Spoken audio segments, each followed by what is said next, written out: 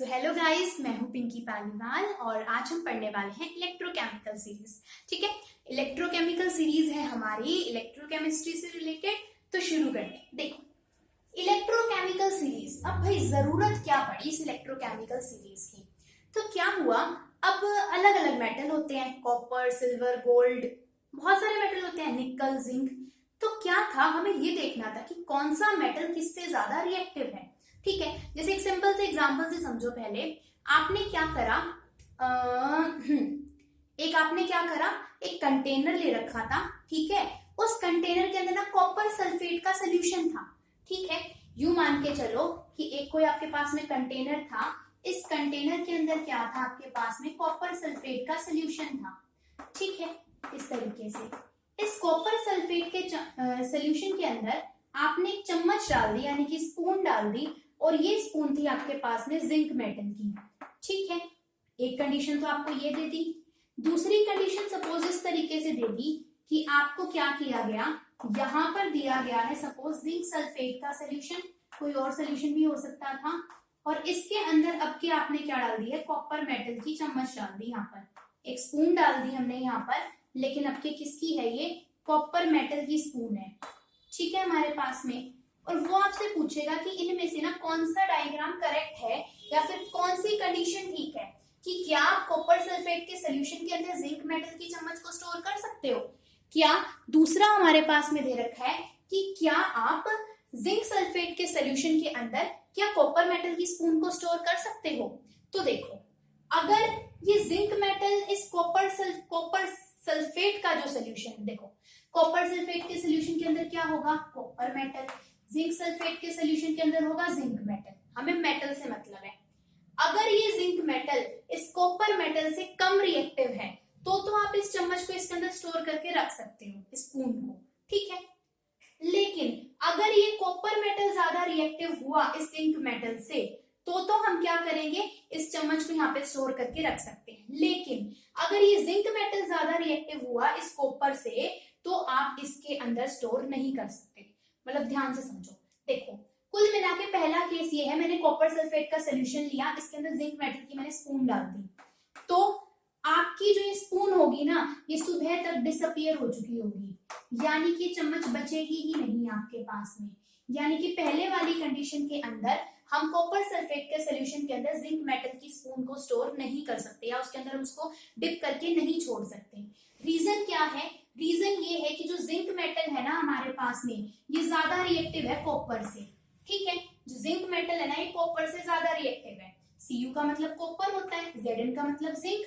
ठीक है, तो पहले, लेकिन दूसरे केस में देखो, मैंने जिंक सल्फेट का सोल्यूशन लिया और इसमें कॉपर मेटल की स्पून डाली। अब क्या है, जिंक कॉपर से ज्यादा रिएक्टिव है, जिंक ने ऑलरेडी आयंस बना रखे हैं। कैसे, देखो कॉपर सल्फेट के अंदर कौन कौन से आयंस प्रेजेंट होंगे, एक कॉपर 2 पॉजिटिव आयन होगा और एक SO4 2 नेगेटिव आयन होगा। जिंक सल्फेट के अंदर अगर मैं वहीं पर ही देखूं तो यहाँ पे कौन कौन से आयन होंगे, एक होगा Zn2 पॉजिटिव आयन और एक होगा SO4 2 नेगेटिव आयन। ठीक है, जो मेटल ज्यादा रिएक्टिव होता है ना, वो क्या करता है, खुद तो आयंस बना लेता है और दूसरे मेटल को क्या कर देता है, उस सोल्यूशन में से हटा के और नीचे बिठा देता है। मतलब ये जिंक यहाँ पे मेटल की फॉर्म में था, ये कहेगा कि मैं आयंस बनाऊंगा। ठीक है, अगर ये आयंस बनाएगा, यानी कि ये कहेगा मैं भाई जिंक से Zn2 पॉजिटिव आयंस बनाऊंगा, तो धीरे धीरे आयंस बनते चले जाएंगे और ये चम्मच क्या होती चली जाएगी, डिग्रेड होती शुरू हो जाएगी, यानी कि गलनी शुरू हो जाएगी। यहाँ पर इस चम्मच में से मेटल निकल के सोल्यूशन के अंदर आना शुरू हो जाएगा। ठीक है, ये सोल्यूशन में आके क्या करेगा, जो कॉपर 2 पॉजिटिव के आयन थे ना, इसको कह देगा कि तू तो बदल जा वापस कॉपर के अंदर और मैं तेरी जगह पे आ जाता हूँ। मतलब कि ये क्या कर देगा, इस सोल्यूशन में से जो कॉपर है ना, वो तो नीचे डिपॉजिट होना शुरू हो जाएगा धीरे धीरे इस सोल्यूशन में से निकल के, और जो जिंक है ये आपका इसके अंदर कंटेनर के अंदर आना शुरू हो जाएगा। ठीक है, देखो दोबारा से समझा दूंगी मैं इस वाले एग्जांपल को, एक बार बस इतना समझो कि अगर ज्यादा रिएक्टिव मेटल है तो आप उसको कम रिएक्टिव मेटल के सोल्यूशन के अंदर स्टोर नहीं कर सकते। ठीक है, ज्यादा रिएक्टिव मेटल को कम रिएक्टिव मेटल के सॉल्यूशन के अंदर हम डालकर नहीं छोड़ सकते। ठीक है, पहली ऑब्जर्वेशन अपने पास में ये हो गई। ठीक है, तो यानी कि अगर ये मेटल ज्यादा रिएक्टिव था तो हम स्टोर नहीं कर सकते। अब यहाँ पर क्या था, कॉपर मेटल कम रिएक्टिव था जिंक से, तो आप इसे स्टोर कर सकते हो। ठीक है, इसका पूरा कॉन्सेप्ट अभी समझेंगे। अब देखो आगे मैंने इलेक्ट्रोकेमिकल ना कुछ सीरीज लिख रखी है, इसके अंदर ना सबके इलेक्ट्रोड पोटेंशियल लिखे हुए हैं। ये इलेक्ट्रोड पोटेंशियल हमें क्या बताएंगे, ये हमको ये बताएंगे कि कौन सा मेटल ज्यादा रिएक्टिव है, कौन सा कम रिएक्टिव है। अब मैंने ये तो बोल दिया कि भाई जिंक कॉपर से ज्यादा रिएक्टिव था, इसलिए हम जिंक की चम्मच को स्टोर नहीं कर सकते थे। पता कहाँ से चलेगा, पता हमें चलेगा इस इलेक्ट्रोकेमिकल सीरीज से। ये टेबल हमें प्रोवाइड कराया जाता है, इसके अंदर सबके क्या दिख रखे हैं, पहली बात तो रिडक्शन पोटेंशियल लिख रखे हैं और सबके हाइड्रोजन के रिस्पेक्ट में लिख रखे हैं। ठीक है, हमारे पास में यानी सबके क्या है, स्टैंडर्ड इलेक्ट्रोड पोटेंशियल है, इसलिए मैंने ई नॉट लिखा हुआ है। ठीक है, हमारे पास में अगर स्टैंडर्ड नहीं होते तो मैं खाली ई से रिप्रेजेंट करती। अब इसमें दो पॉइंट है अपने पास में, नेगेटिव ई नोट मोर, मतलब इसका मतलब क्या है कि जितना ज्यादा नेगेटिव में ई नोट होगा ना किसी भी मेटल का, उसके अंदर उतनी ही ज्यादा इलेक्ट्रॉन डोनर पावर होती है। ठीक है, जिसका जितना ज्यादा नेगेटिव ई नोट उसकी उतनी ज्यादा क्या होगी, इलेक्ट्रॉन डोनर पावर होगी। ठीक है, और जो इलेक्ट्रॉन को डोनेट करता है, और देखो पहली बात, जितना ज्यादा ई नॉट नेगेटिव उतनी ज्यादा इलेक्ट्रॉन डोनेटिंग पावर और उतना ही ज्यादा क्या होगा, वो हमारे पास में रिएक्टिव होगा। ठीक है, अब साथ में ही मैंने लिखा हुआ है कि उतना ही स्ट्रॉन्ग वो रिड्यूसिंग एजेंट होगा। रिड्यूसिंग एजेंट क्या होता है, रिड्यूसिंग एजेंट है भाई, रिड्यूस कराने के लिए किसी को जाएगा, अगर किसी और को रिड्यूस कराएगा तो खुद क्या होकर आएगा, वो ऑक्सीडाइज होकर आएगा। ये चीज क्लियर होगी। अब इसको हम उसी वाले ठीक एग्जाम्पल से देखते हैं कि मैंने यहाँ पर क्या करा था, मैंने यहाँ पर क्या लिया था, एक कॉपर सल्फेट का सोल्यूशन लिया था यहाँ पर, और इसके अंदर मैंने क्या करी थी, जिंक मेटल की स्पून को डाला था। ठीक है, हमारे पास में अब यहाँ पे ध्यान से हम देखें तो जो जिंक है, जिंक का इलेक्ट्रोड पोटेंशियल है -0.76 वोल्ट, और वहीं पर अगर मैं कॉपर का देखूं तो कॉपर का है यहाँ पर 0.34 वोल्ट। ज्यादा नेगेटिव किसका है, जिंक का, इसका मतलब जिंक क्या है, कॉपर से ज्यादा रिएक्टिव है। तो ये जिंक क्या करेगा, इसका है ज्यादा रिड्यूसिंग कैरेक्टर, मतलब ये क्या है आपके पास में, रिड्यूसिंग एजेंट है। तो क्या करेगा, जिंक था रिड्यूसिंग एजेंट, रिड्यूसिंग एजेंट क्या करेगा, किसी दूसरे का रिडक्शन कराएगा, खुद का क्या कराएगा, ऑक्सीडेशन। अगर ये खुद का ऑक्सीडेशन कराएगा तो ये बना देगा Zn2 पॉजिटिव, खुद का तो ऑक्सीडेशन करा दिया। रिडक्शन किसका कराएगा, कराएगा इस कॉपर सल्फेट में से। कॉपर सल्फेट के अंदर हमें ये पता थे कि इसके अंदर कॉपर 2 पॉजिटिव आयन होंगे और सल्फेट 2 नेगेटिव आयन होंगे। हमें तो मेटल के आयन से मतलब है, तो ये क्या करेगा, अपने आप को तो इसने क्या करा लिया, ऑक्सीडाइज करा लिया, क्योंकि इसकी 0 से +2 में ऑक्सीडेशन स्टेट बढ़ गई, और प्लस में ऑक्सीडेशन स्टेट बढ़ना या फिर इलेक्ट्रॉन को लूज कराना कहलाता है ऑक्सीडेशन। कॉपर को क्या करेगा, कॉपर को ये बदल देगा, कॉपर 2 पॉजिटिव आयन को बदल देगा कॉपर के अंदर। कॉपर के अंदर 2 पॉजिटिव से 0 ऑक्सीडेशन स्टेट हो गया, यानी प्लस की ऑक्सीडेशन स्टेट घट गई, इसने इलेक्ट्रॉन लिए होंगे तभी तो ये 0 के अंदर गया होगा, क्योंकि जब ये कॉपर 2 पॉजिटिव 2 इलेक्ट्रॉन को लेगा जो कि जिंक मेटल ने दिए होंगे, तो ये कॉपर के अंदर बदल जाएगा। तो जिंक किसका काम करके आया, रिड्यूसिंग एजेंट का, खुद का तो करा दिया ऑक्सीडेशन, और इस कॉपर का क्या करा दिया, इसने रिडक्शन करा दिया।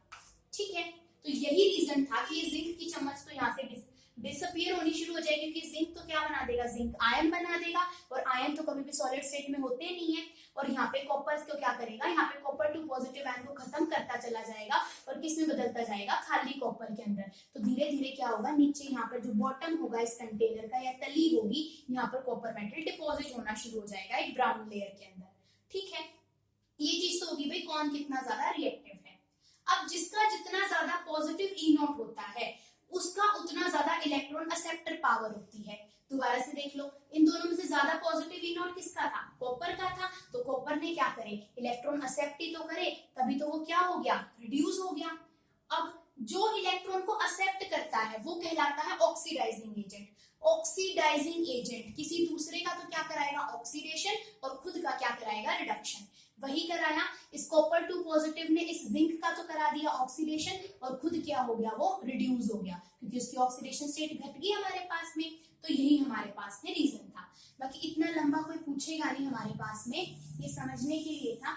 इसमें मेन हमारे पास में क्या है कि हम इस सीरीज से ये पता लगा सकते हैं कि कौन ज्यादा स्ट्रॉन्ग रिड्यूसिंग एजेंट की तरह काम करेगा, कौन कितना स्ट्रॉन्ग ऑक्सीडाइजिंग एजेंट।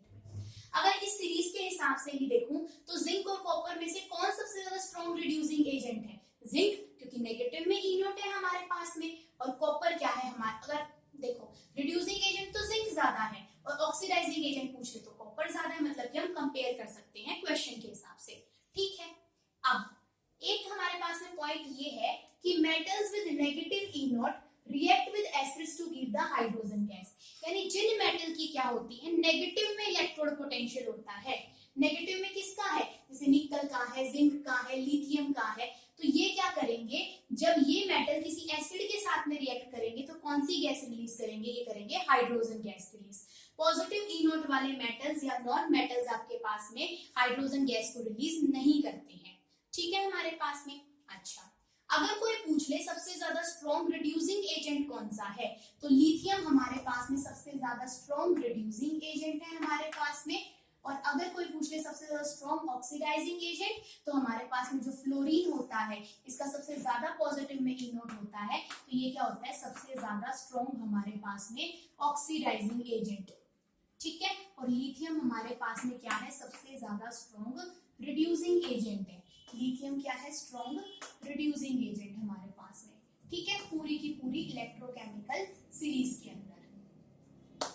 ठीक है, अब आता है स्पॉन्टेनिटी ऑफ रिएक्शन, यानी कौन सी रिएक्शन आपकी होगी या कौन सी नहीं होगी, वो हमें बताएगा ईएमएफ।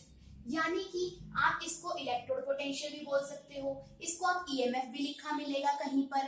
ठीक है, तो ये सारे नाम इसी के ही हैं। और किसी भी सेल का ईएमएफ निकालने का हमारे पास में फॉर्मूला होता है electrode potential of cathode minus का इलेक्ट्रोड पोटेंशियल ऑफ एनोड। इसके बेस पे क्वेश्चंस आते हैं और ये आते हैं ज्यादातर हमारे न्यूमेरिकल उसमें ऑब्जेक्टिव क्वेश्चंस की फॉर्म में। ठीक है, तो इसको अगर मैं रफ कर दूं यहाँ से, तो अपने पास में क्या पॉइंट बचता है, यहाँ पर देखते हैं हम ध्यान से। ठीक, यहाँ पर अगर मैं बात करूं तो फॉर्मूले के हिसाब से देखते हैं। सबसे पहली बात तो कौन कैथोड की तरह काम करेगा, कौन एनोड की, या तो हम इलेक्ट्रोड पोटेंशियल देख के पता लगा सकते हैं कि जो कैथोड होती है ना, कैथोड पे आपके पास में क्या होती है, रिडक्शन होती है। ठीक है, और एनोड पे आपके पास में क्या होती है, हमेशा ऑक्सीडेशन होती है हमारे पास में। ठीक है, यहाँ तक की बात।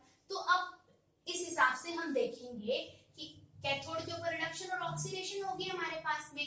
अब देखो यहाँ पर कौन तो कैथोड का काम करेगा और कौन हमारे पास में एनोड का काम करेगा।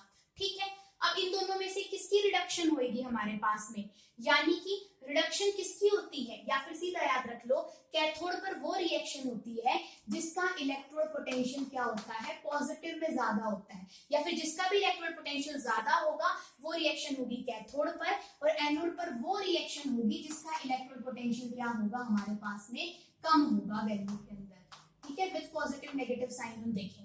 कैथोड पर वो रिएक्शन होगी जिसका इलेक्ट्रोड पोटेंशियल ज्यादा होगा और एनोड पे जिसका कम होगा। ज्यादा किसका है दोनों में से, कॉपर का, यानी कि कॉपर किसका काम करेगी, कैथोड का। तो हम लिख देते हैं यहाँ पर 0.34 था इसका इलेक्ट्रोड पोटेंशियल, बीच में आना था माइनस का साइन। अब एनोड का इलेक्ट्रोड पोटेंशियल कितना है, जिंक एनोड की तरह काम करेगी, इसकी वैल्यू है -0.76 वोल्ट। हमेशा पॉजिटिव नेगेटिव के हिसाब से ही लिखते हैं, तो ये आंसर आएगा अपने पास है 1.10 वोल्ट। इलेक्ट्रोड पोटेंशियल की वैल्यू आई यहाँ पर पॉजिटिव की आपके पास में, यानी कि ये वाली रिएक्शन होगी, मतलब रिएक्शन कैसी है, स्पॉन्टेनियस। अगर ये वैल्यू नेगेटिव आ जाती तो रिएक्शन कैसी होती, नॉन स्पॉन्टेनियस, यानी वो रिएक्शन कभी होती ही नहीं। ठीक है हमारे पास में, तो ये चीज हमको दे रखी है। इसको हमने क्या है, सेल को रिप्रेजेंट करने का तरीका है, जिसमें हम पहले लिखते हैं एनोड के सेल को, बीच में जो दो लाइन है ये रिप्रेजेंट करता है सॉल्ट ब्रिज को, और ये होती है हमारे पास में कैथोड की रिप्रेजेंटेशन। ठीक है, तो यहीं पर ही हमारा क्या हो जाता है, इलेक्ट्रोकेमिकल सीरीज के न्यूमेरिकल वाले क्वेश्चंस। ठीक है, ये चीज हमारी यहाँ पर हो जाती है।